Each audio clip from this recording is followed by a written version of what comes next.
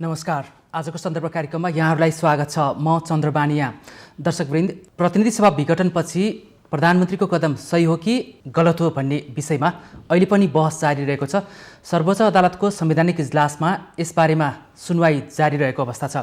कतिपयले भन्ने गरेका छन् प्रधानमन्त्रीको यो कदम बेठिक हो, उहाँले गलत गर्नुभयो भनेर अहिले तर्क पेश भइरहेको छ। प्रधानमन्त्रीले आफूले सरकार चलाउन नसकेपछि अरूको लागि बाटो खुला गरिदिनु पर्नेमा प्रतिनिधि सभा नै विघटन गरेर उहाँले ठुलो गल्ती गरेको भनेर आरोप लगाइरहेको अवस्था छ।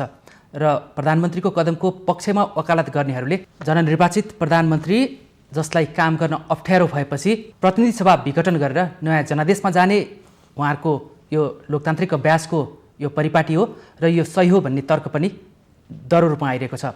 यी दुई पक्ष विपक्षको तर्कका बीच सडक प्रदर्शन पनि त्यत्तिकै रूपमा भइरहेको छ। नयाँ जनादेशमा जान हुन्छ या हुँदैन, या सडकको शक्ति प्रदर्शनबाटै विघटित प्रतिनिधि सभालाई पुनर्स्थापना गर्न सकिन्छ भनेर पनि अहिले तर्क भइरहेको छ र जोडखटाउ भइरहेको अवस्था छ। यो अवस्थामा प्रधानमन्त्रीबाट प्रतिनिधि सभा विघटन गर्ने यो कदम सही हो कि गलत हो, आज हामी थप स्पष्ट हुने प्रयास गर्नेछौँ र यसको सहज निकास के हुनसक्छ आज हामी यो बारेमा पनि जान्ने प्रयास गर्नेछौँ। यो विषयमा आज हामीसँग कुराकानी गर्नको लागि प्रधानमन्त्रीको कदम सही हो भन्ने पक्षको तर्फबाट वरिष्ठ अधिवक्ता महेश कुमार नेपाल आज हामीसँग हुनुहुन्छ भने प्रधानमन्त्रीको कदम गलत छ र यो असंवैधानिक छ, त्यसकारण सडक प्रदर्शनबाटै विघटित प्रतिनिधि सभालाई पुनर्स्थापना गर्न सकिन्छ भनेर तर्क गर्ने नेकपाका केन्द्रीय सदस्य कुमार पौडेल आज हामीसँग हुनुहुन्छ। उहाँहरू दुवैबाट आज हामी निकास खोज्ने प्रयास गर्नेछौँ। यहाँहरू दुवैजनालाई स्वागत छ। धन्यवाद। नेकपाकै कारण अहिले मुलुकको राजनीति धमिलिएको छ, यसलाई सङ्लो पार्ने उपाय केही देख्नुहुन्छ केन्द्रीय सदस्यको रूपमा? अब नेकपाले देशलाई नयाँ दिशा निर्देश गर्नको लागि दुईवटा पार्टी बिचमा एकता भएर हामी चुनावमा गयौँ, चुनावी गठबन्धन गऱ्यौँ र पार्टी एकताका कामहरू हामीले सम्पन्न गऱ्यौँ र चुनाव घोषणापत्र समाजवाद उन्मुख हामीले चुनाव घोषणापत्र निर्माण गऱ्यौँ।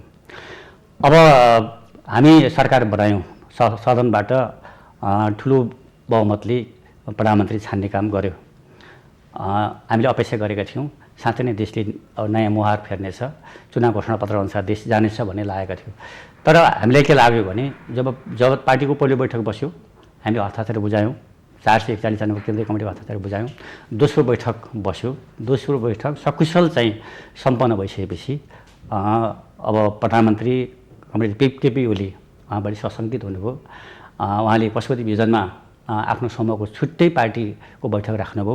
उहाँले छोडेको किन जबज छोडेर तपाईँलाई चाहिँ जनताको जनवाद, समाजवाद उन्मुख जनताको जनवादलाई आफ्नो चाहिँ कार्यनीति आत्मसात गर्नुभयो।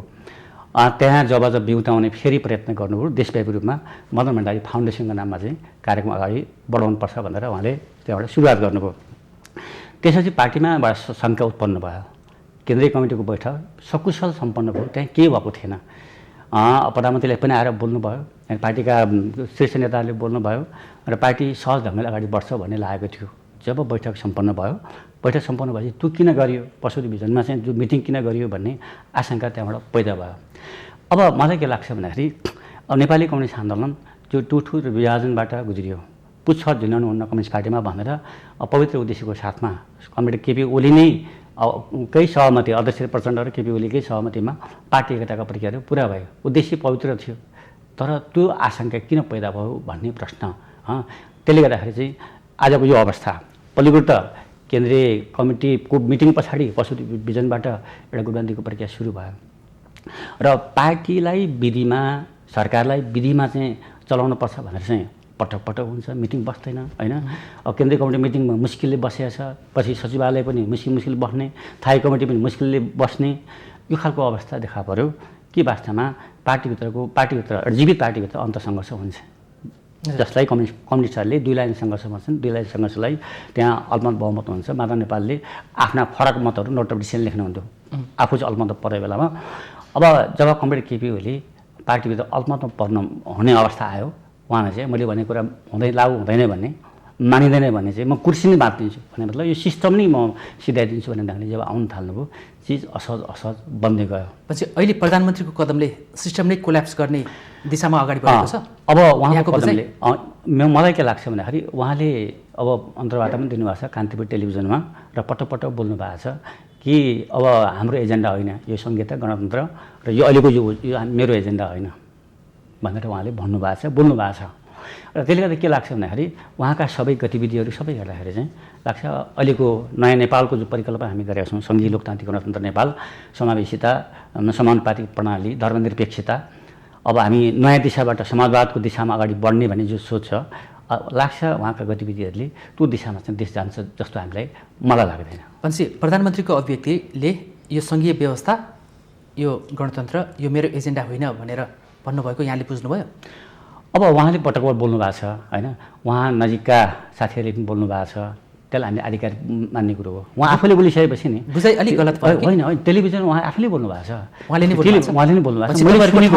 उहाँ व्यवस्था विरुद्ध नेपाली जनताले सुनेका छन् त्यो कुरो त, त्यो ढाक्ने कुरो भएन नि। म फेरि आउँछु नेपालजी, यहाँले सुन्नुभयो नि, प्रधानमन्त्री व्यवस्था विरुद्ध लागिसकेपछि उहाँको अभिव्यक्तित्व आइसकेपछि अहिलेको यो थमेलेको राजनीति आयो, कारण नेकपा हो र नेकपाभित्र पनि अध्यक्ष केपी ओली नै हो भनेर उहाँको ठम्माइरह्यो। त्यस्तै लाग्छ यहाँलाई एउटा कानुनको आँखाबाट हेर्दाखेरि? म सबैभन्दा पहिले तपाईँलाई के कुरो भन्न चाहन्छु भने म पेसाले कानुन व्यवसाय हुँ, वरिष्ठ अधिवक्ता हुँ र सँगसँगै पौडेलजीले जुन पार्टीको कुरा गरिरहनु भएको छ, युनिटीभन्दा अगाडिको म केन्द्रीय निर्वाचन आयोगको सदस्य पनि हुँ।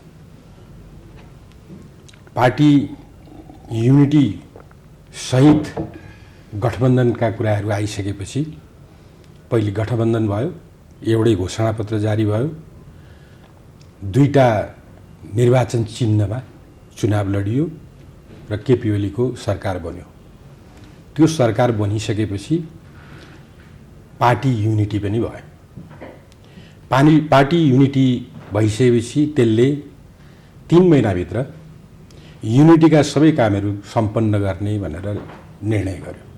उहाँ त केन्द्रीय कमिटीमा हुनुहुन्छ, म त्यो पूर्व एमालेको केन्द्रीय निर्वाचन आयोगको सदस्य अहिले कहाँ छु भन्ने कुरो मलाई थाहा छैन। पार्टी युनिटी सम्पन्न भइसकेको अवस्था छैन। 1 महिना, 2 महिना, 3 महिना हुँदाहुँदै 2 वर्षसम्म पनि पार्टी युनिटी भएको छैन। पार्टीभित्र युनिटी पछि नै 2टा पार्टी एक भएर अगाडि बढेको अनुभूति पार्टीका कार्यकर्ताहरूले, हामी जस्ता मान्छेहरूले गर्न सकेको अवस्था छैन। युनिटी भनेको समग्रतामा युनिटी हो। समूहबन्दीको आधारमा प्रतिनिधित्व गर्ने कुरालाई युनिटी भनेर भन्दैनन्। यथार्थमा नेकपा एमाले र नेकपा माओवादी केन्द्रको बीचमा युनिटी सम्पन्न भइसकेको अवस्थै थिएन। मैले त्यो ढङ्गले बुझिरहेको अवस्था छ। जहाँसम्म प्रधानमन्त्रीको एकपक्षीय कार्यले, उहाँको गुटबन्दीले मात्र यी सबै समस्याहरूको सृजना भएको भन्ने कुरा छ। मलाई त्यस्तो लाग्दैन। क्याबिनेट विस्तारका कुराहरू, राज्यका विभिन्न निकायहरूमा गरिने नियुक्तिका कुराहरू, प्रतिनिधित्वका कुराहरू, त्यहाँ सबै भागभण्डाका कुराहरू भइरहेका छन्। भागभण्डाको कुरामा 2 अध्यक्षहरूको बीचमा सिरिज वार्ताहरू भेटघाट छलफलहरू भइरहेका छन्, तर तिनीहरूले निकास दिइरहेको अवस्था छैन। जडको रूपमा भनेको चाहिँ पछिल्लो पिरियडको जडको रूपमा भन्ने हो भने द्वितीय अध्यक्ष कमरेड प्रचण्डले बुझाउनु भएको जुन आरोप पत्र छ, त्यो आरोप पत्रले चाहिँ पार्टीभित्र विग्रहलाई अगाडि बढायो भन्ने कुरो चाहिँ मलाई लाग्छ।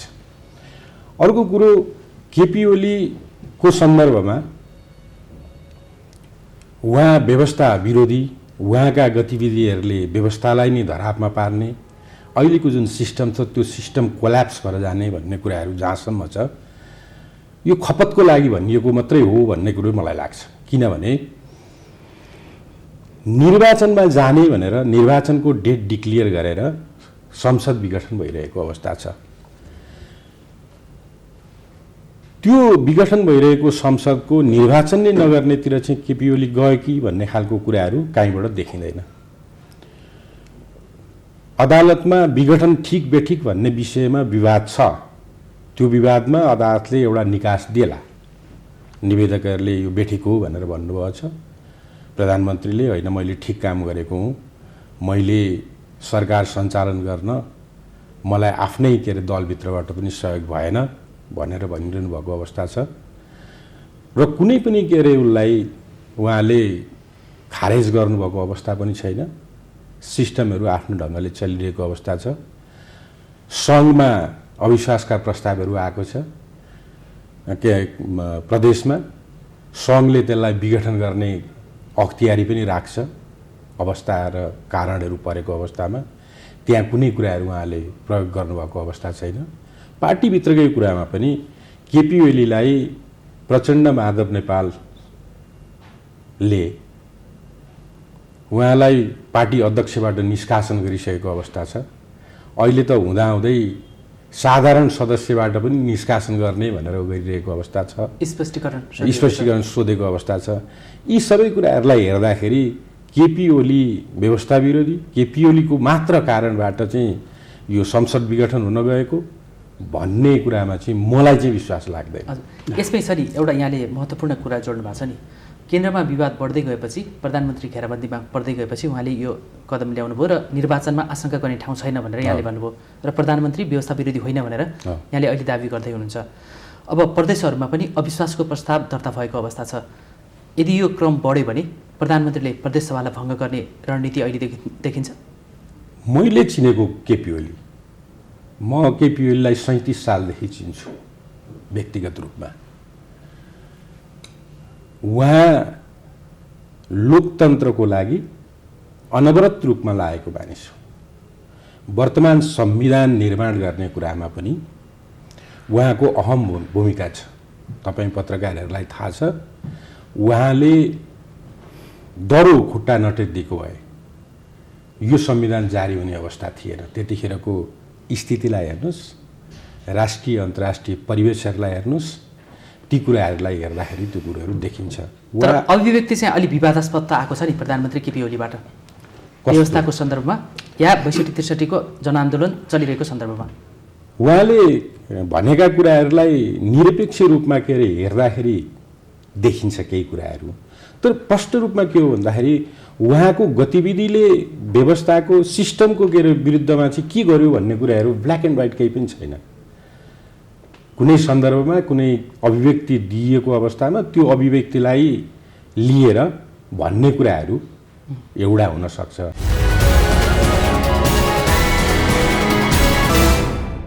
भनेपछि उखान टोका उहाँको भाषणमा वक्तव्यमा आउँछ नि, त्यो उखान टोकालाई जोडेर व्यवस्थालाई जोडेर गम्भीर हुनुपर्ने कारण केही देखिँदैन। मान्छेको प्रस्तुति हुने पन हो। उहाँ उखान टोकालाई प्रयोग गर्नुहुन्छ, झर्रो उखान टोका प्रयोग गर्नुहुन्छ, मान्छेलाई त्यो व्यङ्ग्य गर्नुहुन्छ। तर त्यो गर्दा गर्दै पनि उहाँको जुन उद्देश्य हो, जुन राजनीतिक धरातलबाट उहाँ आउनुभयो त्योबाट उहाँ विचलित भएको भन्ने कुराहरू देखिँदैन। हजुर पौडेलज्यू, अब उहाँको त्यो शैली रहेछ, अभिव्यक्ति गर्ने रहेछ। यहाँकै पार्टीको कम्युनिस्ट पार्टीकै नेता हुनुहुन्छ, तपाईँ त्यही पार्टीको केन्द्रीय सदस्य हुनुहुन्छ होइन, आफ्नै पार्टीका अध्यक्ष, आफ्नै पार्टीका प्रधानमन्त्री हुनुहुन्छ। उहाँले मासलाई चाहिँ रमाइलो बनाउनलाई, ठट्टा बनाउनलाई दिएको अभिव्यक्तिलाई लिएर तपाईँहरू किन शङ्का गर्नुहुन्छ, किन व्यवस्था विरोधी भन्नुहुन्छ? ठिक हो, मैले आफ्ना तर्क राख्नुभयो। सङ्गठनात्मक कामहरू सकिएन, म पनि जिम्मेवारी भएको छु लगायत अब सबै कुरा राख्नु भएको छ। त्यो स्वाभाविक हो होइन, किनकि सायद उहाँहरू अब यो विशेष प्रदेशभित्र पर्नुहुन्छ, जिम्मेवारीभित्र पर्नुहुन्छ। विशेष प्रदेशका कामहरू रोकिएको छ, धेरैचोटि चाहिँ प्रयत्न गरियो। त्यो काम चाहिँ बालुवाटारबाटै रोकेर विशेष प्रदेशको काम जसको इन्चार्ज लीलामणि पोखरेल हुनुहुन्छ रोकिएर अब के गर्ने बडा अन्यल भएर चाहिँ यो काम सकिएको छैन। पार्टी एकताका कयौँ कामहरू अब कहिले 3 महिना, कहिले 2 महिना, कहिले 15 दिन भनेर चाहिँ अब टालटोल गर्दै पार्टी एकताका काम सम्पन्न भएन, पार्टी बिग्राको दिशामा गयो। अब मलाई के लाग्छ भन्दाखेरि पार्टीको मुख्य लिडरसिप, कम्युनिस्ट पार्टीको नेता भनेको विचारको आधारबाट नेता बन्ने कुरा हुन्छ। उखन टुक्काले विचारको प्रतिनिधित्व गर्न सक्ने कुरो भने डकुमेन्ट, त्यसमा टिकेर चाहिँ विचार निर्माण गर्ने प्रश्न नै हो होइन। त्यसैले अन्तर्राष्ट्रिय कम्युनिस्ट आन्दोलन र नेपाली कम्युनिस्ट आन्दोलनको परम्परा पनि तपाईँलाई विचारको आधारबाट नेतृत्व निर्माण हुन्छ।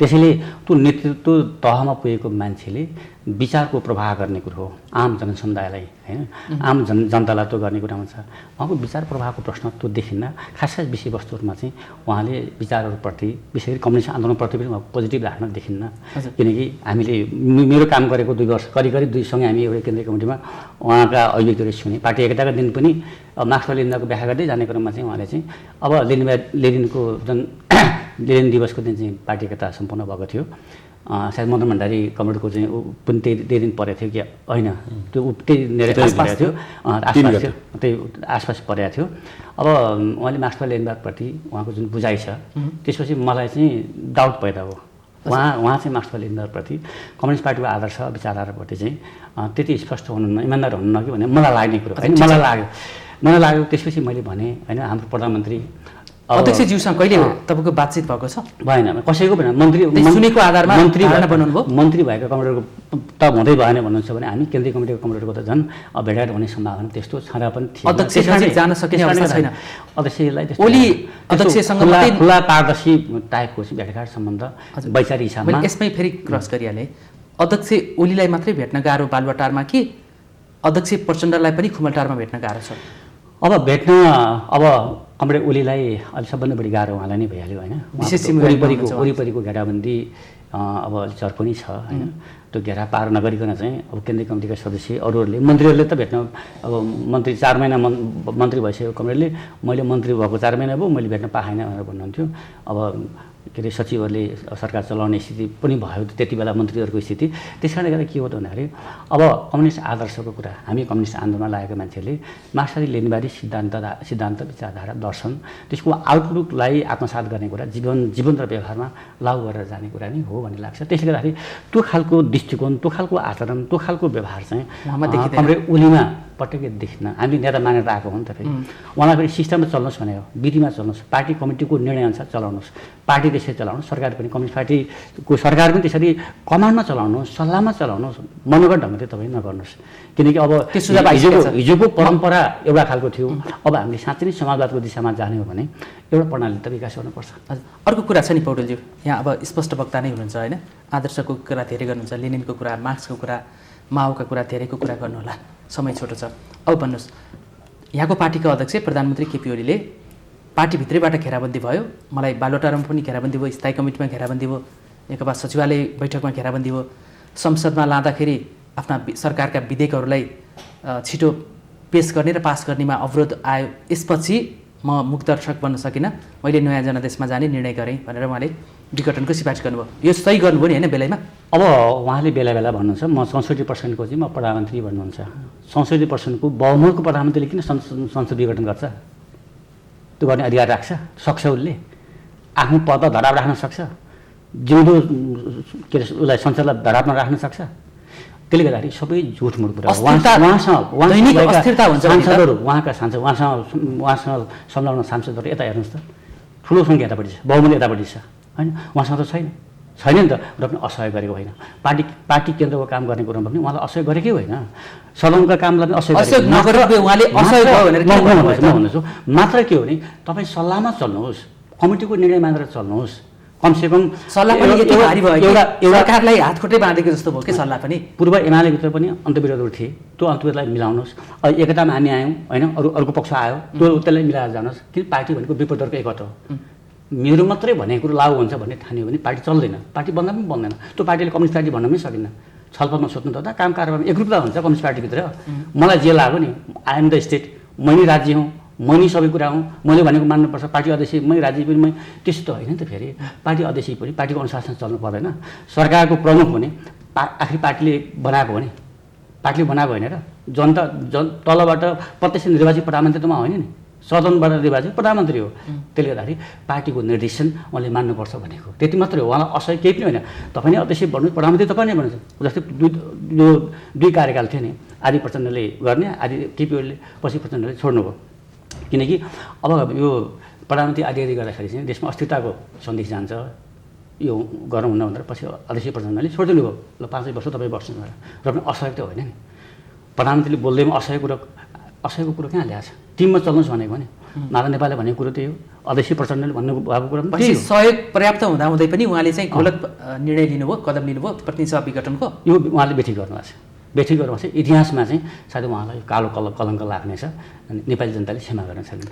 यसलाई कानुनको आँखाबाट यहाँ संविधानको व्याख्याता हुनुहुन्छ, वरिष्ठ अधिवक्ता हुनुहुन्छ, उहाँले इतिहासमै कालो कलङ्क लाग्ने गरी प्रधानमन्त्रीले गलत कदम उठाउनुभयो भनेर पार्टीका केन्द्रीय सदस्यले भनिरहनु भएको छ। यहाँ संविधानको व्याख्याता हुनुहुन्छ, त्यस्तो कदम हो प्रधानमन्त्रीको? म पौडेलजीले भनेको कुरामा सहमत हुन सकिनँ। घटनाहरूलाई जे हो त्यो भन्नुपर्छ। दुई अध्यक्षहरूको बिचमा आधा आधाको सम्झौता भएको भन्ने कुरो आएको छ, त्यसलाई इन्कार गर्ने कुरो मैले गरिरहेको छैन।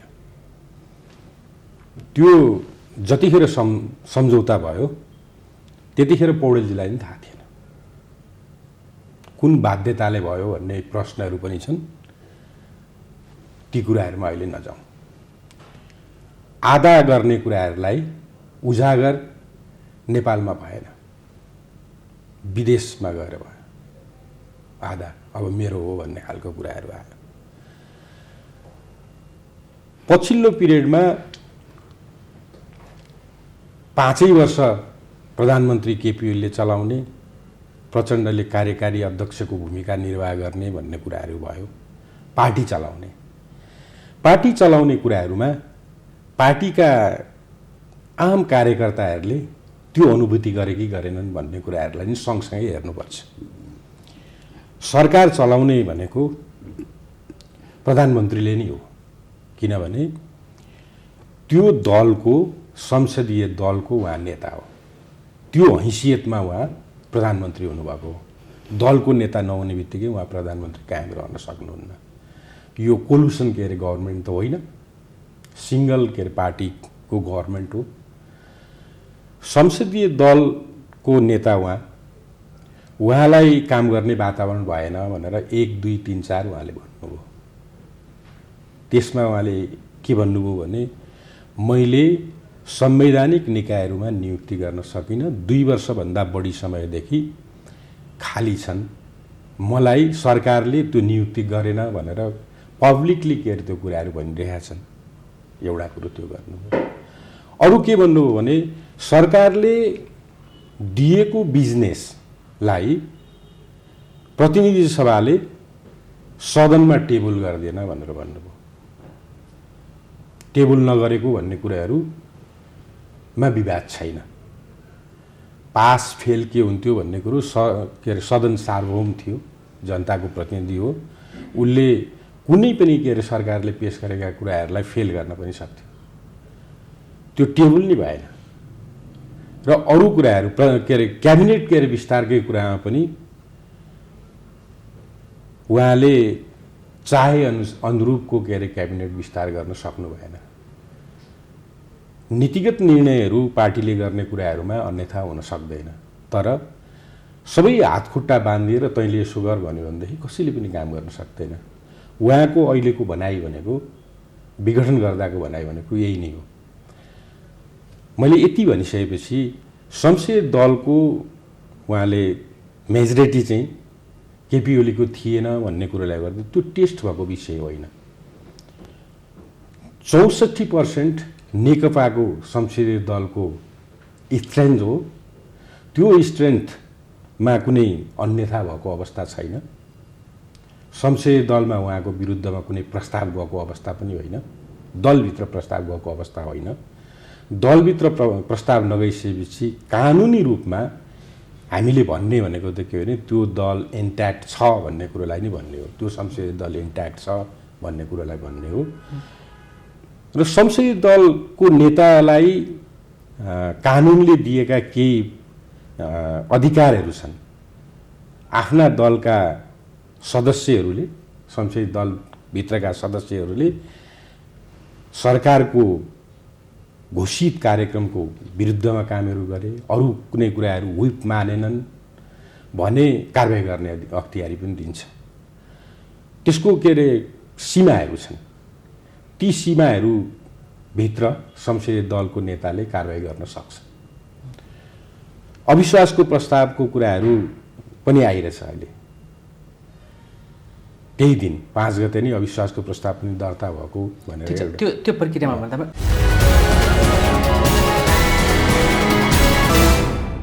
अहिले उहाँले चाहिँ प्रधानमन्त्रीको कदम बेठिक छ, यो गलत हो भन्ने छ नि, यो चाहिँ कानुनको आँखाबाट संविधानले गरेको व्यवस्था अनुसार यो सही नै छ? संविधानको धेरै कानुन अस्वाभाविक छ, यो कानुनले काहीँ पनि यति दुई तीनवटा पक्ष दर्ताको कुरा मात्रै होइन, हाम्रो संविधानलाई हेर्नुपर्छ, हाम्रा अभ्यासहरूलाई हेर्नुपर्छ। संविधानले 2-3वटा कुराहरू गरेका छ।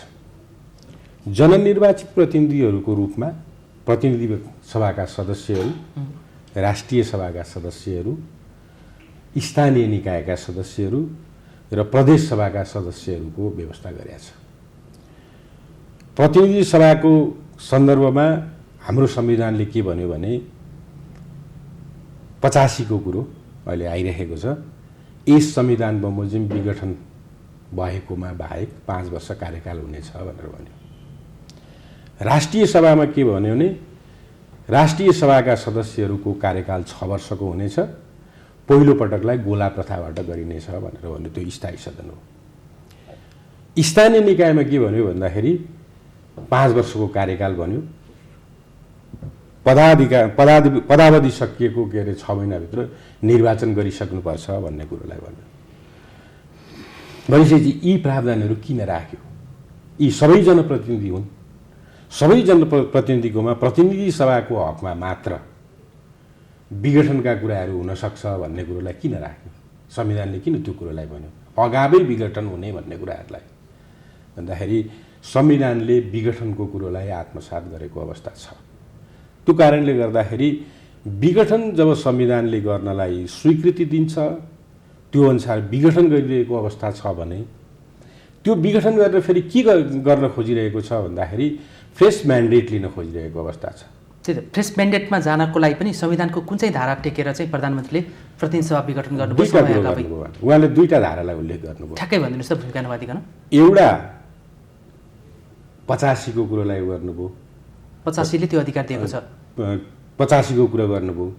र अर्को भनेको चाहिँ धारा 76 को 1 र 7 लाई उल्लेख गर्नुभयो। उहाँको डिजुलेसनमा यो कुरोलाई उल्लेख गर्नुभयो। त्यो संविधान सम्मत छ प्रधानमन्त्री? त्यसमा के छ भन्दाखेरि उहाँले सँगसँगै के पनि भन्नुभयो भन्दाखेरि हाम्रै देशको अभ्यास र अन्तर्राष्ट्रिय अभ्यास समेतलाई भनेर भन्नुभयो उहाँले। त्यो त 2047 सालको म त्यसमा भन्छु। त्यसमा 47 सालको संविधान अनुरूप भएका विघटनहरू मध्ये गिरिजाप्रसाद कोइरालाले गरेको विघटन, मनमोहन अधिकारीले गरेको विघटन, शेरबहादुरले गरेको विघटन, सम्माननीय प्रधानमन्त्रीहरू। गिरिजाप्रसाद कोइरालाले गरेको विघटनमा के भन्यो भन्दाखेरि संसदीय दल होइन, यसमा चाहिँ क्षमा गर्नु होला, म क्लियर गर्छु। त्यो हामीले धेरै क्लियर गरिसक्यौँ। अहिले चाहिँ त्यो शेरबहादुर देवालले, गिरिजाले, मनमोहनले कुन धारा टेके भन्ने कुरा हामीले पहिला गरिसक्यौँ। यो अहिले केपी शर्मा ओलीले चाहिँ संविधानको कुन चाहिँ धारा टेकेर यो मलाई दिएको अधिकार हो भनेर म त्यही कुरो भन्दैछु। मैले धाराको बारेमा उल्लेख गरेँ, 85 भन्नुभयो, अब 76 को पनि 1 र 7 भने। र सँगसँगै त्यो जुन केपी ओलीले सिफारिस गर्दाखेरि उल्लेख गरेका बेहोराहरू छन्, त्यसमा हाम्रो आफ्नै अभ्यास र अन्तर्राष्ट्रिय अभ्यास भनेर 2टा कुरालाई पनि जोड्नु भएको छ। हाम्रो अभ्यासले के भन्यो भने 51 साललाई मैले त्यसले गर्दा उल्लेख गरिरहेको, संसदीय दल को समग्रतामा संसदीय दललाई हेर्नुपर्छ। त्यो संसदीय दल ब्रेक भएको अवस्था छैन। नभइसकेपछि अदालतले गर्ने भनेको चाहिँ त्यो दल इन्ट्याक्ट छ र त्यसको लिडर हो भन्ने कुरोलाई गर्नुपर्छ भन्ने कुरो भन्दै अर्को वैकल्पिक सरकार बन्न सक्ने स्थिति छैन, किनभनेदेखि मेजोरिटी होल चाहिँ नेपाली काङ्ग्रेसको, तत्कालीन नेपाली काङ्ग्रेसको सरकार गिरिजाप्रसाद कोइरालाले होल्ड गरिरहनु भएको छ भन्ने कुरोलाई भन्यो। सँगसँगै अहिलेको अवस्थामा के हो भने केपी ओली त्यति बेला गिरिजाप्रसादले त संसदमा टेस्ट गरेको हो नि, अहिलेको केपी ओलीले संसदमा टेस्ट गर्नु भएर विकल्प छ कि छैन, अर्को सरकार बन्न सक्छ कि सक्दैन भनेर टेस्ट गर्नुभयो? टेस्ट गर्नुभएको अवस्था होइन। नीति तथा कार्यक्रम फेल भयो। 74 र 36 को जहाँ आयो त्यो नीति तथा कार्यक्रम फेल भइसकेपछि उहाँले डिजल्टमा जानुभयो। उहाँ डिजल्टमा जाँदाखेरि एकातर्फ नीति तथा कार्यक्रम फेल भइरहेको अवस्था छ, अर्कोतिर फेल भनेको चाहिँ संसदभित्रबाट सांसदहरूले असहयोग गरेको भन्ने भयो। असहयोग गरेको हो भनेदेखि त के हो भन्दाखेरि संसदीय दल इन्ट्याक्ट छ भनेर कोर्टले बोल्दैन थियो नि, त्यो विषय अलग हो। प्रतिनिधि सभा विघटन गर्ने विषय अलग हो। प्रतिनिधि सभामा अर्को सरकार बन्न सक्ने स्थिति छ कि छैन भन्दाखेरि हेड काउन्टको अवस्थालाई के अरे इङ्गित गर्दै नेपाली काङ्ग्रेसको चाहिँ मेजोरिटी छ, त्यसले गर्दाखेरि संसदीय दल इन्ट्याक्ट छ, अर्को सरकार बन्न सक्दैन, वैकल्पिक सरकार बन्न सक्दैन, त्यसले गर्दाखेरि प्रतिनिधि सभा विघटन गरेको ठिक छ भनेर भन्यो। अहिलेको अवस्था पनि त्यही हो। हेड काउन्ट गर्नुहोस् तपाईँ, 174 जना के अरे नेकपाका के अरे सदस्यहरू छन्, जसको के अरे पर्सेन्टमा गर्दाखेरि 64% छ। सरकार बन्नको लागि 51% के अरे सदस्यहरूको आवश्यकता पर्छ। अरू सबै दलहरू मिल्दा पनि त्यो 51 पुग्दैन। नपुगिसकेपछि हाम्रो प्रचलन भनेर जुन जोड्नु भएको छ त्यो कुरोले के कुरोलाई भन्छ? उहाँले के अरे फेसै नगरिकन जानुभएको हो, टेस्ट नै नगरिकन बुझ्दै नबुझिकन जानुभएको हो, त्यसले गर्दाखेरि यो चाहिँ कोल्याप्स गर्नको लागि जानुभएको हो भन्ने के अरे अर्थ गर्न त मिलेन। भनेपछि प्रक्रिया पुरै पुगेको छ। पौडेलजी लामै उहाँले धन्यवाद छ। के लाग्छ? कानुनको कोणबाट उहाँले आफ्नो कोणबाट जुन राख्नुभएको छ त्यो सत्य होला उहाँको ठाउँमा। अब मलाई के लाग्छ भने प्रधानमन्त्रीका सबै विकल्पहरू थिए। सबभन्दा पहिले आफ्नो दललाई फेस गर्ने कुरा हुन्थ्यो, उहाँले आफ्नो दललाई फेस गर्नु भएन। उहाँले हठात चाहिँ संसद विघटन गर्नुभयो। त्यो आवश्यकै रहेन कि? जस्तै तपाईँलाई चाहिँ यो अहिलेको संविधान जो निर्माण भयो 51 साल के अरे 40 साल पछाडिको सदन पटक विघटन हुने जो अवस्था देखा पर्यो त्यसलाई ध्यान दिँदै देशमा अस्थिरता सिर्जना नहोस् भन्ने उद्देश्यको साथमा चाहिँ नयाँ संविधानमा जुन खालको अवधारणा राखियो, प्रधानमन्त्रीले अब इच्छाको बेलामा सदन विघटन गर्न नपाउने खालको जो प्रावधान जो राखिएको छ धारा 77 त्यसमा टेकेर हामीले बहस गर्नुपर्छ भनेको छ। अरू दायाँ गर्ने कुरा हुन्न। विकल्प उहाँसँग चाहिँ थिए नि त, त्यो सदनमा पेस गर्नु पऱ्यो नि, सदन फेस गर्न आँट गर्नु पऱ्यो नि, उहाँ सदन फेस गर्न आँट गर्नु भएन। मूलत के हो त भन्दाखेरि उहाँले अब आफूले भनेअनुसार पार्टी वा सरकार चल्न सकेन भने सबै खालका, मैले अघि नै भने कुर्सी भाँच्ने कुरा गरेँ भने सिस्टम भाँचिदिन्छु भन्ने जो खालको कुराहरू गर्नुभएको छ, कानुनी हिसाबले पनि र राजनीतिक हिसाबले पनि उहाँ तल पर्नुभयो। जसले गर्दाखेरि यदि म जानुपर्छ भने यो सबै चाहिँ सिद्धिएर म जान्छु, म छोड्दिनँ भन्ने टाइपको पार्टीमा पनि त्यो खालको चाहिँ उहाँले गर्नुभएको छ र सदनमा पनि त्यो खालको अभिव्यक्तिहरू उहाँले बारम्बार दिनुभएको छ। उहाँको कर्म पनि उहाँको व्यवहारमा पनि त्यो देखिएको छ। त्यसैले गर्दाखेरि हामीलाई के लाग्छ भने कि वास्तवमा कम्युनिस्ट पार्टीको नेता र प्रधानमन्त्री अब स्वच्छ छवि बन्नुपर्छ, राजनीतिक हिसाबमा पनि र व्यावहारिक हिसाबमा पनि र अन्य हिसाबमा पनि स्वच्छ बन्नुपर्छ। तर उहाँले पार्टीभित्र कहिले स्वच्छ छवि बनाउनु भएन। उहाँले हठात चाहिँ बल प्रयोग गरेर पार्टीलाई चाहिँ आफ्नो गुटको पार्टी बनाउन खोज्नुभयो, सदनमत गर्न खोज्नुभयो, सदनले पनि मानेन, पार्टीले पनि मानेन। पार्टीको ठुलो हिस्सा चाहिँ बहुमत तपाईँलाई 441 जनामध्ये 315 जना यता छ, बाँकी अहिले पछाडि उहाँले 1200-1500 कतिजना केन्द्रीय कमिटी उहाँले बनाउनु भएको छ। निर्वाचन आयोगमा हामी 2/3 बहुमत हामीले हाम्रो सिग्नेचर सहितको चाहिँ हस्ताक्षर बुझाएका छौँ। त्यसैले गर्दाखेरि चाहिँ अब अध्यक्ष र महासचिव चाहिँ हामीसँग हुनुहुन्छ, त्यही भएर हामी चाहिँ आधिकारिक भन्ने ढङ्गले जुन निर्वाचन आयोगमा गर्नुभएको छ त्यो वास्तवमा चाहिँ विगत पनि नजिर छन् त्यस खालका आधिकारिता को हुन्छ। अनि सर्वोच्चको प्रश्न अहिले पूर्व प्रधान न्यायाधीशले पनि बहस गर्नुभएको छ, सबै नागरिक समाजले पनि बहस गरेका छन्, प्रधानमन्त्रीलाई यो अधिकार छैन भन्ने कुरो आफ्नो पक्षबाट लगिदिने कुरो एउटा हो। तर कानुनी हिसाबले महेश कमरेडलाई अब उहाँले कानुन पढ्नु भएको छ, कानुनको विद्यार्थी हो, म धेरै कानुनको ज्ञाता होइन, राजनीतिक हिसाबले मैले आफ्नो नलेज राख्ने कुरा हो। तर मलाई के लाग्छ भने सामान्य नेपाली नागरिकलाई के याद छ भने कि अब यो बनेको नयाँ संविधान सभाबाट बनाएको जो नयाँ संविधान जसलाई प्रधानमन्त्रीलाई मनलागि गर्ने अधिकार छैन, त्यो स्पष्ट छ। त्यसलाई आत्मसात गरिदिनु भयो भने प्रधानमन्त्रीको इमान्दारता देखिन्छ। उहाँ त्यहाँ इमान्दार देखिनु भएन। उहाँले पटक भन्नुहोस् मैले गरेका कुरा पनि अब यहाँ चर्चाको विषय छ। जनआन्दोलनको बेलामा अब गणतन्त्र सम्भव छैन नेपालमा भन्ने खालको उहाँले गर्नुभएको छ। उहाँ चाहिँ आन्दोलनमै सामेल हुनुहुन्थ्यो, त्यो पनि थाहा छ, सबै टाउको फुटाइरहेको थिए, उहाँ आन्दोलनमा सामेल हुनुभएको छैन। हामी वर्तमानमा कुरा गरिरहेका छौँ। वर्तमानको सन्दर्भमा पनि के हो भने उहाँको इमान्दारिता नेपालको राजनीतिमा संविधानलाई हेर्ने प्रश्नमा अब शक्ति पृथकीकरणको सिद्धान्तलाई हेर्ने प्रश्नमा टोटल प्रश्नमा चाहिँ उहाँको इमान्दारिता देखिँदैन। उहाँको अभिव्यक्तिहरूबाट हामी बाह्रमा देखेका छौँ, व्यवहारबाट पनि त्यो देखिन्छ। उहाँलाई सानो गुट चलाउने बा संस्कृतिको विकास गर्ने कोसिस उहाँले गरिराख्नु भएको छ। त्यसले गर्दाखेरि कम्युनिस्ट पार्टीभित्र बा संस्कृति होइन, कम्युनिस्ट पार्टीभित्र चाहिँ सामूहिकताको अभ्यास गर्नुपर्छ। कम्युनिस्ट पार्टीको नेता जो प्रधानमन्त्री छ उसले कम्युनिस्ट पार्टीको कमसेकम सल्लाह त गर्नुपर्छ नि। मनलाग्ने चलाउन पाइन्छ सरकार, मनलाग्ने देश चलाउन पाइन्छ, अनि त्यसको जिम्मा अरूले लिनुपर्ने। प्रधानमन्त्रीले मनलाग्ने देश चलाउने, मनलाग्ने सरकार चलाउने, अनि जिम्मा अरूले लिनुपर्ने। गल्ती कमजोरी उहाँले गर्दै जाने, अनि पार्टीको सिङ्गो पार्टी कमिटीले चाहिँ स्वीकार्नु। तर गल्ती कमजोरी त नेकपा सचिवालयको बैठकमा 9 सदस्यमध्ये अरूले बाँकीले प्रधानमन्त्रीलाई घेराउ गरेको र कुनै पनि निर्णय गर्न साथै यो मेरो आपत्ति छ, यो पार्टीको हित विपरीत भयो, सल्लाह भएन भनेर सरकारमाथि औँला ठडाइरहेको र अङ्कुश लगाइरहेको त दृष्टान्त त पार्टीमा त छलफल हुन्छ। मैले अघि नै भने छलफलमा मात्रै होइन, अङ्कुशै भयो होइन। कहिलेकाहीँ अल्पमतमा पर्न सक्नुहुन्छ, प्रधानमन्त्री कहिलेकाहीँ अल्पमतमा पर्न सक्नुहुन्छ होइन, पार्टीमा अल्पमतमा पर्न सक्नुहुन्छ। कमसेकम पार्टीको सहमति लिनु पर्दैन उहाँले, पार्टीको नेता हो नि उहाँ त। यहाँ मैले विशुद्ध प्रधानमन्त्री कुरा गरेको पार्टी जसरी चलेको सरकार पनि त्यसै गरी मैले पार्टीको अध्यक्षको कुरा गर्दैछु। पार्टी अध्यक्षले पार्टीको कमान्ड मान्नुपर्छ। मैले मादन पालको कुरा गरेँ, मैले माधव कमरेडको कुरा गरेँ नि। उहाँले त अल्पमतमा पर्दाखेरि नोट अफ डिसिसन लेख्नु भएको छ, मेरो विमति छ भन्नुभएको छ। ल भनिदिनु त पौडेल कमरेड, तपाईँ लामो समय पार्टीमा आन्दोलनरत हुनुहुन्छ, अहिलेसम्म सांसद बन्नु भएको छैन, सरकारी लाभको पदमा हुनुहुन्न, तर सिद्धान्तमा तपाईँ अडिग रहनु भएको छ होइन।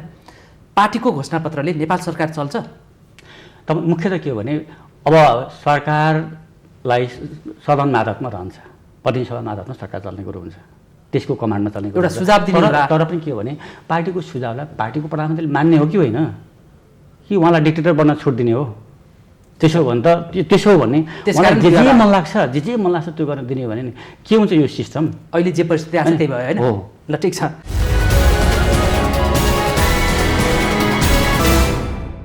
अब अहिले नेकपाकै कारण नेपालको राजनीति थमिलिएको छ। झन्डै 2/3 नजिकको जनादेश पाएर पनि नेपाली जनताले स्थिरताको अनुभव गर्न सकेका छन्। अस्थिरताकै अहिले अवस्था रहेको छ होइन। यो थमिलिएको राजनीतिलाई अब अदालतले कहिलेसम्म सङ्लो पार्ला? अदालतमा विवाद छ, सुनवाई भइरहेको अवस्था छ। धेरैजना कानुन व्यवसायहरू बहस गर्ने क्रममा हुनुहुन्छ। आज तेस्रो दिन बहस चलिरहेको अवस्था छ। समय व्यवस्थापन कसरी हुन्छ भन्ने कुरो अहिले भन्न सक्ने स्थिति छैन। लामो वक्ताहरूले लामो व्याख्या भाषण गरेर लामो समय गुज्रिरहेको जस्तो देखिन्छ। कुराहरू पनि बेन्चबाट रुलिङ भइरहेको अवस्था छ। बहस गर्दा गर्दै निर्वाचनै पो सम्पन्न होला कि भन्ने खालको कुरो पनि हिजो आयो भनेर नि आइरहेको छ। त्यसले गर्दा यकिन यति दिनमा नै सकिन्छ, यो पिरियडमा सकिन्छ भन्ने कुरो त अहिले भन्न सकिँदैन यो अवस्थामा। तर धेरै ढिलो नहोला, चाँडै नै हुन्छ, यतिसम्म भन्न सकिन्छ। तर यसमा छ नि नेपालज्यू, कति आश्वस्त हुन सकेला भनेर चाहिँ कोही विगतमा हेर्दाखेरि कम्युनिस्टको झोला बोकेर या झन्डा बोकेर प्रगतिशील अधिवक्ता र न्यायाधीशहरू भएका, न्यायाधीशभन्दा अगाडि चाहिँ अधिवक्ता वरिष्ठ अधिवक्ता हुँदाखेरि एउटा झन्डाको झोला र एउटा झन्डाको आस्था बोकेरै अगाडि बढेको देखिन्छ। अब त्यहाँ संवैधानिक इजलासको 5 सदस्यलाई हेर्दा पनि कोही नेकपाकै तर्फबाट सांसद भइसकेका मान्छे न्यायाधीश पनि इजलासमै देखिन्छ र बारको चुनावमा प्रगतिशील र प्रजातान्त्रिक भनेर झन्डा बोकेरै आएकाहरू स्पष्ट देखिन्छ। इजलासले गर्ने फैसला संविधानको मर्म, भावना र राष्ट्रियताको पक्षमा कति निष्पक्ष होला, के आशा गर्न सकिन्छ? हामी साह्रै नेगेटिभ कोणबाट सोध्छौँ। नेगेटिभ होइन, यो त स्पष्ट देखेको म भन्छु त, न्यायाधीश बन्ने मान्छे, अदालतमा उपस्थित हुने मान्छे, पार्टीको झन्डा बोक्न पाइन्छ कि पाइँदैन? म तपाईँलाई भन्छु यो विषयमा। म कानुन व्यवसायी पनि हुँ। अदालतको बारेमा प्रश्न आइसकेपछि मैले बोल्नु पनि पर्छ। म के भन्छु भने हामी साह्रै नेगेटिभ कोणबाट कुराहरू गर्छौँ। तपाईँ बहुलवादमा विश्वास गर्नुहुन्छ, विचारको स्वतन्त्रताको कुरा गर्नुहुन्छ, सङ्गठनको कुरा गर्नुहुन्छ, मानिस सङ्गठनमा लाग्न पाउँछ, राजनैतिक दलमा आबद्ध हुन पाउँछ भन्ने कुराहरू गर्नुहुन्छ। तर तपाईँ के भन्नुहुन्छ भनेदेखि हिजो तेरो आबद्धता यो थियो, त्यसले गर्दाखेरि तैँले त्यही नै गर्छस् भनेर त्यो मान्यता राख्नुहुन्छ। यो भनेको हामीले आत्मसात गरिरहेको राजनैतिक सिस्टम जुन छ त्यो भन्दाखेरि फरक कुराहरू हो। विचार मानिसले राख्न सक्छ, सङ्गठनमा लाग्न सक्छ, तर उसलाई दिएको जिम्मेवारी जुन छ त्यो जिम्मेवारी उसले कानुनसम्मत रूपमा गरेको छ कि छैन भन्ने कुरोलाई हेर्नुपर्छ। तर व्याख्या फरक आउने भयो नि। संविधानमा लेखेको अक्षर एउटा हुन्छ, होइन, व्याख्या फरक तर आउँदैन। प्रजातान्त्रिकको आँखाबाट हेर्दा एउटा, प्रगतिशीलको आँखाबाट हेर्दा अर्को गरेर संविधानको व्याख्या किन फरक त? जस्तै अहिले प्रधानमन्त्रीकै कदमको कुरा गर्दा पनि धारा 85 को कुरा गरौँ या 76 को 1 देखि 7 कै कुरा गरौँ, तर फरक फरक व्याख्या विश्लेषण त भइरहेछ नि। यदि आस्था फरक नभएको भए फरक व्याख्या आउँथ्यो। फरक अदालतले के अरे फरक फरक व्याख्या गरेको छैन। अदालतमा यो विषय सब जुडिस छ। अदालतमा यो विषय सब जुडिस छ। अदालतभन्दा बाहिर कानुन व्यवसायमा लागेका मानिसहरू, हिजो जुडिसियरी भित्र रहेका मानिसहरूले आफ्ना दृष्टिकोणहरू राख्ने भन्ने कुराले अदालतमा रहेका न्यायाधीशहरूको बारेमा धारणा बनाउनु हुँदैन। उनीहरूले गर्ने भनेको संविधान, कानुन, कानुनी सिद्धान्तको आधारमा निर्णय गर्ने हो। त्योभन्दा बाहेक गएर निर्णय गर्यो भनेदेखि त के हुन्छ भन्दाखेरि अदालतप्रतिको जुन जनविश्वास हो त्यो विश्वास कायम रहन सक्दैन। त्यो नसकेपछि के हुन्छ भन्दाखेरि मुलुक विघटनतर्फ जान्छ। भनेपछि यहाँको जिस्ट चाहिँ न्यायाधीश हुनुभन्दा अगाडि जुन जुन सिद्धान्तको ज्याकेट लगाइए पनि न्यायालयमा प्रवेश गर्दाखेरि त्यो ज्याकेट बाहिर हुन्छ, जानुपर्छ, त्यो खोलेर जानुपर्छ। विश्वास के हो भने खोलेर गएको छ भन्ने हो। के लाग्छ पौडेलज्यू, यहाँलाई लाग्छ त्यो पार्टीको ज्याकेट लगाएर जुन अधिवक्ता र वरिष्ठ अधिवक्ता हुनुहुन्छ त्यसपछि न्यायालयमा प्रवेश गरिसकेपछि फैसलाको क्रममा त्यो ज्याकेट बाहिरै उहाँले छोड्नुभयो होला भन्ने जस्तो लाग्छ? सरकारी जागिर नखाएका माथि त विश्वास होला। सरकारी जागिर खानेहरूसँग चाहिँ विश्वास गर्न गाह्रो छ। योजनाबद्ध ढङ्गले, सचेत ढङ्गले यो प्रक्रिया ल्याउनको लागि न्यायाधीशहरूको नियुक्ति भएको आशंकाहरू गरिएको छ। नियुक्ति भएको कि सेटिङ भएको?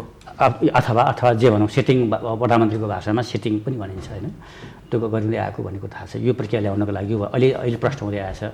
अध्यादेशको प्रसङ्ग पनि तपाईँले सुन्नुभएको छ, त्यो सेटिङमै अध्यादेशको पनि भयो। एमाले दर्ता गर्ने कुरा पनि सेटिङमै भयो। निर्वाचन आयोगको कुरो पनि उहाँले बारम्बार सेटिङकै कुरा गरिराख्नु भएको छ। त्यस कारणले चाहिँ वास्तवमा न्याय स्वतन्त्र हुनुपर्छ। अफिसरले राख्नुभयो, न्याय स्वतन्त्र हुनुपर्छ र पार्टीको कोड खोलेर जानुपर्छ। तर चाहिँ हाम्रा प्रधानमन्त्रीको आशय, उद्देश्य, परिणाममा म त ठोकुवा साथ भन्छु लाग्छ। यदि अब प्रधानमन्त्रीको कदमलाई अदालतले सही ठहराएछ, निर्वाचन आयोगले सही ठहराएछ भने सायद यो देश फेरि 70 वर्षको नेपालको राजनीतिक आन्दोलनमा जसरी हामी सामेल भयौँ, लड्यौँ प्रजातन्त्रको लागि, लोकतन्त्रको लागि, फेरि लड्नुपर्ने अवस्था आउन सक्छ। फेरि यो आम सबैको आशा। अर्को जनआन्दोलनको तयारी गर्नुपर्ने आवश्यकता देखिन्छ। यदि जनादेशमा जाने फैसला अदालतबाट आयो भने, किनभने पार्टीभित्र अर्को जनआन्दोलनको तयारी हो।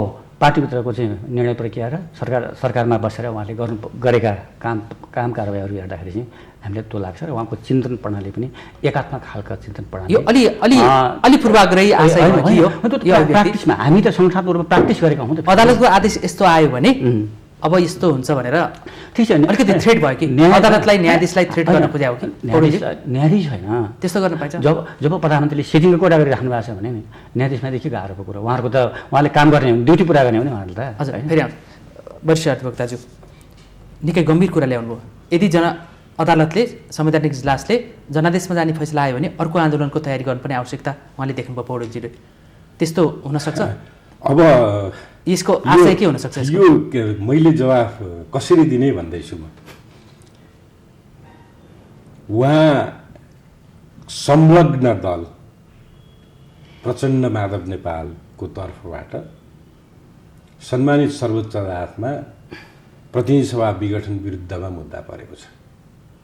त्यो मुद्दा दिनु भनेको अदालतले गर्ने निर्णयलाई मान्छु भनेर दिएको हो नि। मैले दिएको कुरा, मैले भनेको कुरा नै सबै शाश्वत हुन्। ती कुराहरू बाहेक अरू कुरा भयो भनेदेखि म त्यसलाई मान्दिनँ भन्ने धारणा राख्ने, त्यसरी कुरा गर्ने भनेदेखि त के भन्न सकिन्छ र? केही भन्न सकिँदैन। विधिको शासन के अरे मान्दिनँ भन्ने कुरो आयो नि त। मैले जे भन्छु त्यो कुरो तैँले मान्दैनस् भनेदेखि म के अरे फेरि डिस्टर्ब गर्न थाल्छु, म के अरे आन्दोलनमा जान्छु, म तेरो कुरो मान्दिनँ भन्ने कुरो त हामी लोकतन्त्रवादी हौँ, संविधान रक्षाको लागि हामीले के अरे अदालत प्रवेश गरेका हौँ भन्ने कुरालाई कायम गर्छ र त्यसलाई खण्डित गर्दैन। हजुर, यी कुराहरूलाई के अरे विचार गर्नुपर्छ। पौडेलज्यू, यहाँको अलिकति पृष्ठभूमि हेर्दाखेरि 10 वर्षको सशस्त्र जनयुद्ध भनौँ यहाँकै शब्दमा, त्यसको धङधङ्ती अझै बाँकी रहेको छ कि जस्तो लाग्यो। यहाँले चाहिँ अझै आन्दोलन भनेको चाहिँ के विप्लवको जस्तो आन्दोलन कि अथवा त्यही बेलाको प्रचण्डको जस्तो आन्दोलन? हामी अहिले कुनै सशस्त्र युद्धको पक्षमा छैनौँ। हामी अहिलेको वर्तमान संविधान मानेर हामीले लेखेको संविधान हो होइन, सबै लोकतान्त्रिक शक्तिहरूले त्यो संविधानमा टेकेर हामी अगाडि बढ्ने कुरा हुन्छ। हामी अर्को विकल्प अर्को बाटो खोज्ने भन्ने कुरो होइन। हतियार उठाउने शान्तिपूर्ण आन्दोलनबाटै राज्यले गरेका सरकारले गरेका अरू गतिविधिहरूको विरुद्धमा हामी जाने कुराहरू हुन्छन्।